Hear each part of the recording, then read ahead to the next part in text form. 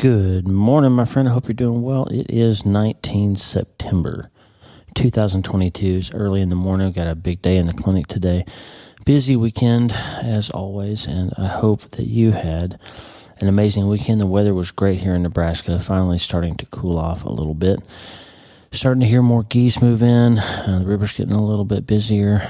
It's been interesting to see how the ecosystem has changed. Mrs. Craftsman, our next door neighbor to the west, didn't plant corn this year. They planted sorghum type tall cane grass called Sudan grass.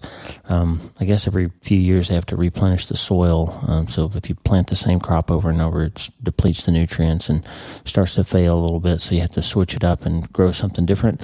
And so this year they're growing Sudan grass, and that is something deer don't eat. And so we've noticed this huge change in the movement of the animals, and even the raptors and the birds and the small mammals and the coyotes. Everything's moving in a different way. So it's just been really fascinating and interesting to see that change in the number of animals that we see and how they're moving.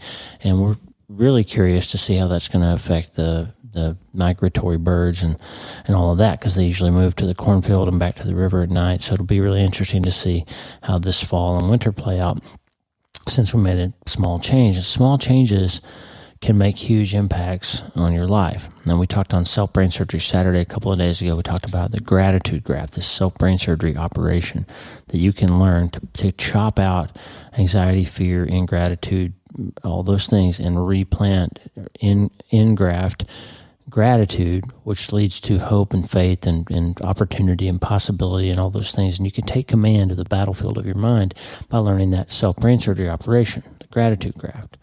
And you know your old friend, Dr. Lee Warren here. I'm always here to help you try to learn to change your mind so you can change your life. And one of those things is Mind Change Monday.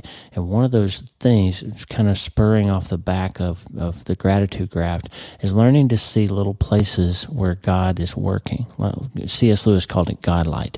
Learning to keep your eyes open and switching out of the darkness of a particular moment and looking for that little bit of light that will lead you to hope. And so we're going to bring you back a quiet time episode I did a while back called Godlight, reflecting on that idea from C.S. Lewis of just learning how to change your mind in the moment when things seem so dark. Somebody I dearly love just yesterday, person I just love with all my heart, said, sometimes it feels like, why even bother trying? Like you do everything right, and still all this hard stuff is happening, like God doesn't even care, like he's not even honoring the things that we're trying to do, and it feels like, why even bother? And the solution to that feeling, because it's a natural feeling when we don't see God working in our time, and just go read Habakkuk, go read all the prophets really, and go read the Psalms, and you'll see this is not a new idea, this constant problem of wondering where God is and why he's not showing up. And C.S. Lewis says the secret to handling that is to start looking for evidence that maybe he's not so far away. Maybe he's actually right here. And if you can do that, you can gain control of the battlefield. So Mind Change Monday today is all about learning to see the Godlight. It springs really nicely off the idea of gratitude grafting when you're in a hopeless, seemingly hopeless or desperate situation. Listen, friend, we're all in this together. It's not easy. Jesus promised, the same Jesus that said he came here to give you abundance also promised that you'd have a hard life. There's going to be hard things. My whole thing with my new book is about massive things, these difficult traumas and tragedies and turmoils that happen in our lives. And when you get in that situation, it can be really hard to keep your mindset positive, but you need to. Daniel Emmons says, keep it realistic. Like nothing's ever as bad as it seems. And you can't just wave it away and make it go away, but you can always find an opportunity to find hope, and that will give you the ability to make a plan to get through it. And you need to do that, but you need to start today, and I'm going to let Lisa tell you just how you can get that done. Hey, are you ready to change your life? If the answer is yes, there's only one rule. You have to change your mind first. And my friend, there's a place where the neuroscience of how your mind works smashes together with faith, and everything starts to make sense. That place is called self-brain surgery. You can learn it, and it will help you become healthier, feel better, and be happier. And the good news is, you can start today. Thanks, Lisa. Hey, so glad to have you listening today. I'm Dr. Lee Warren, and I live in Nebraska in the United States of America with my incredible wife, Lisa, my father-in-law, Tata, and the super pups, Harvey and Lewis. I'm a neurosurgeon and an author, and I'm here to help you harness neuroscience, the power of your brain, faith, the power of your spirit, and good old common sense to help you lead a healthier, better, happier life. Listen, friend, you can't change your life until you change your mind, and I'm here to help you learn the art of self-brain surgery. To get it done, you can get the show notes and more at drleewarren.podbean.com. That's drleewarren.podbean.com. And if you like the show, please subscribe so you never miss an episode, and tell your friends about it. If you tell 2 or 3 friends this podcast was helpful to you, imagine how much good we can all do around the world together. I'm Dr. Lee Warren, and I'm here to help you change your mind so you can change your life. Let's get after it. I'm always amazed at how much C.S. Lewis covered ground that we all have to cover. He was just a great writer. But his last book was called Letters to Malcolm, and Randy Alcorn quotes him here. Here's what Alcorn said. Letters to Malcolm was C.S. Lewis's final book, written 6 months before he died and published after his death. In it, Lewis wrote this, quote, "We may ignore, but we can nowhere evade the presence of God. The world is crowded with him. He walks everywhere incognito." Lewis graphically described God's self-revelation through his creation. And here's what he said, quote, "Any patch of sunlight in a wood will show you something about the sun which you could never get from reading books on astronomy. These pure and spontaneous pleasures are patches of Godlight in the woods of our experiences." Listen to that again. Any patch of sunlight in a wood will show you something about the sun which you could never get from reading books on astronomy. These pure and spontaneous pleasures are patches of Godlight in the woods of our experiences. Friend, this is what I want to talk to you about for my quiet time this morning. I want to recognize that we see things every day that are little bits of grace, of Godlight, Lewis would call them, that Jesus is showing us in his creation, things that can make us grateful. And we can either go through our lives always expecting and needing somebody else to do something, or some other thing to happen, or some other time to get here, or some other job to come along, or some other state of health to come along for us to finally be happy. But the truth is, I've told you this before, and I'm going to tell you again, this is a Warrenism. If you're not happy where you are, you will never be happy anywhere you are. It is absolutely a trick of the devil to make you think that somebody else can make you happy, more money can make you happy, a different job can make you happy, a different house can make you happy, a different wife or husband can make you happy, something else can make you happy. It's not true. Getting rid of cancer won't make you happy.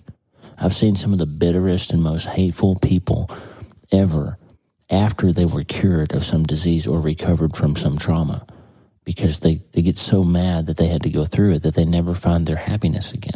I've seen people stricken with the worst diseases, going through the hardest things ever, and they're still the most joyful, peaceful, happy people. Why? Because you decide to be. If you can learn how to see Godlight in whatever situation you're in, you will truly be able to be happy in this world. Remember, Jesus said, "The thief comes to steal and kill and destroy, but I come that you might have an abundant life and have it abundantly." That's what he said, John 10:10. Jesus came here so you could enjoy this life and have the next life. That's what he said. Yesterday, we were looking at the river. Tata and Lisa and I were looking out the window.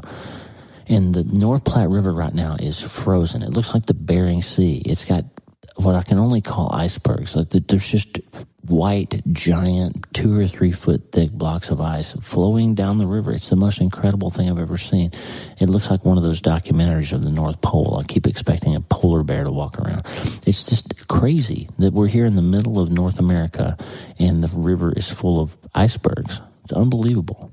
There's bald eagles flying everywhere because the river's basically forced through really small channels. So I'm assuming the fish must be kind of corralled through the little channel. So yesterday there were 2 bald eagles just hovering over our backyard all day long, making a living, right? They're fishing, eating. It's incredible. And that, my friend, is Godlight. You can look out and see something like that with your eyes. There was a downriver, I saw something that looked like a piece of metal, like the sun was hitting something. It was just this shining beam up off the water. At first I thought somebody was shining some sort of laser or something. So I got the spotting scope out and I looked. It was about a quarter mile downriver.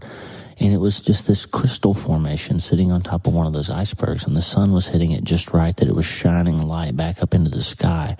And it looked phantasmical. It looked like something Disney would have created. It was the most incredible thing. And it was just right there.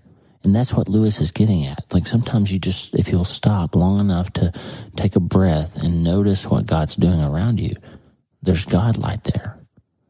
If you can't be happy where you are, you will never be happy anywhere you are. That's what Lewis was getting at.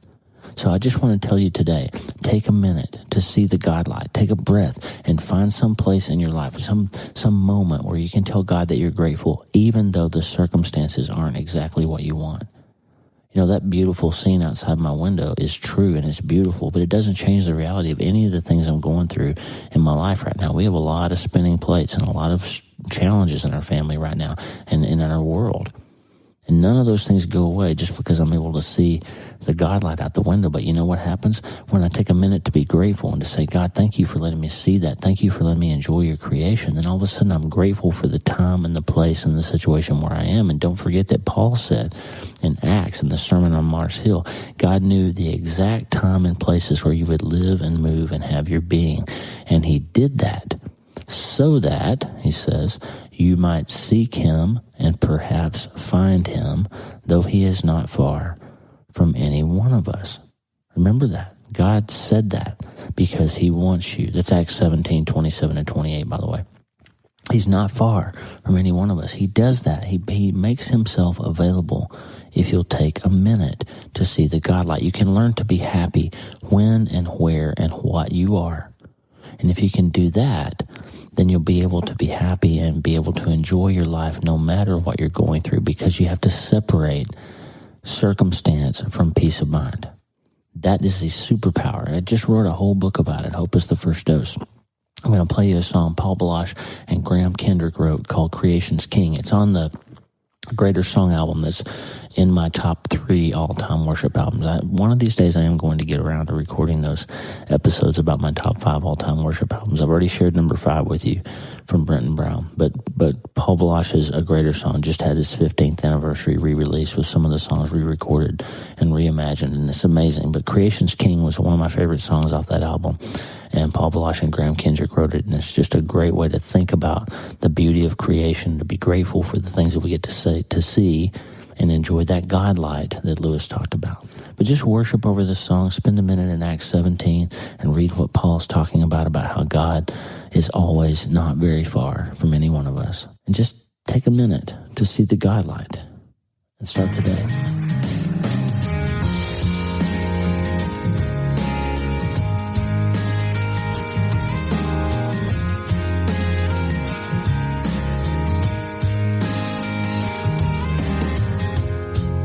Creation is a song waiting to be sung, all of nature like a prayer, waiting for a tongue. But who will give it voice and make its anthem ring, or rise to lead a choir of all created things? Lord, hear your people sing. Blessing, honor, glory, power to creation's King. Songs of earth and songs of heaven join as one to bring. Sing it, blessing, honor, glory,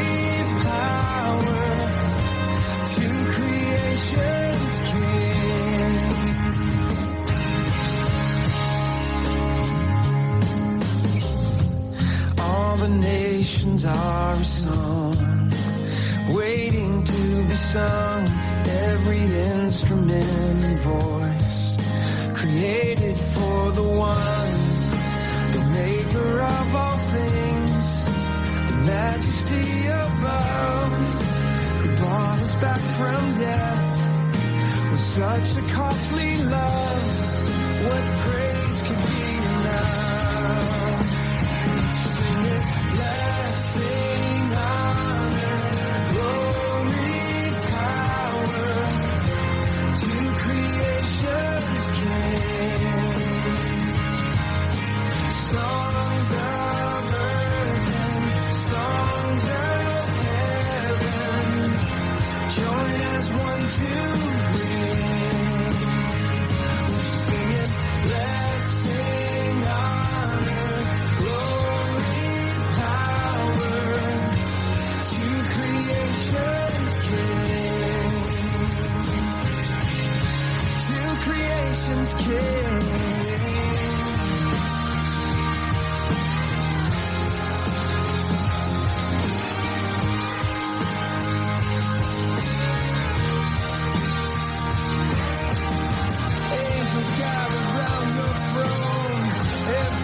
A nation singing, they all bow down to you alone. Oh, singing, blessing, honor, glory, power to creation's King. Songs of earth and songs of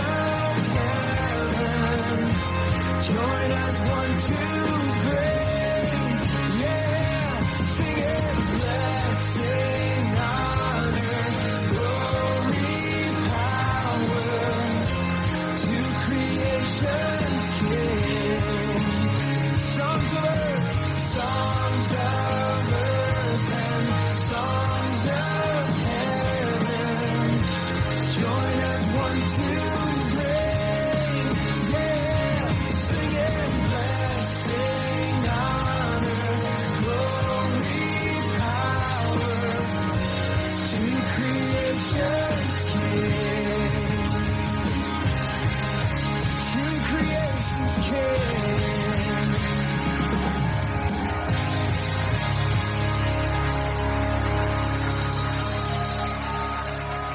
Hey, thanks for listening. The Dr. Lee Warren podcast is listener supported. Check out patron.podbean.com/Dr. Lee Warren. That's patron.podbean.com/Dr. Lee Warren. Patrons and partners get free books, transcripts, special patron-only episodes, and more. And partners like you allow us to stay ad-free and keep growing. Please subscribe to the show so you automatically get every episode. And if you like the show, you'll love my weekly letter. Check out my writing at drleewarren.substack.com, drleewarren.substack.com. Get the free newsletter every week for my best prescriptions for becoming healthier, feeling better, and being happier through the power of faith and neuroscience smashing together via self-brain surgery. drleewarren.substack.com. And if you need prayer, go to the prayer wall at wleewarrenmd.com/prayer. The theme music for the show is Make Us One by Tommy Walker, graciously provided for free by the great folks over at TommyWalkerMinistries.org. Check it out and consider supporting them. TommyWalkerMinistries.org. Remember, you can't change your life until you change your mind, and the good news is you can start today. I'm Dr. Lee Warren. I'll talk to you soon. God bless you, friend. Have a great day.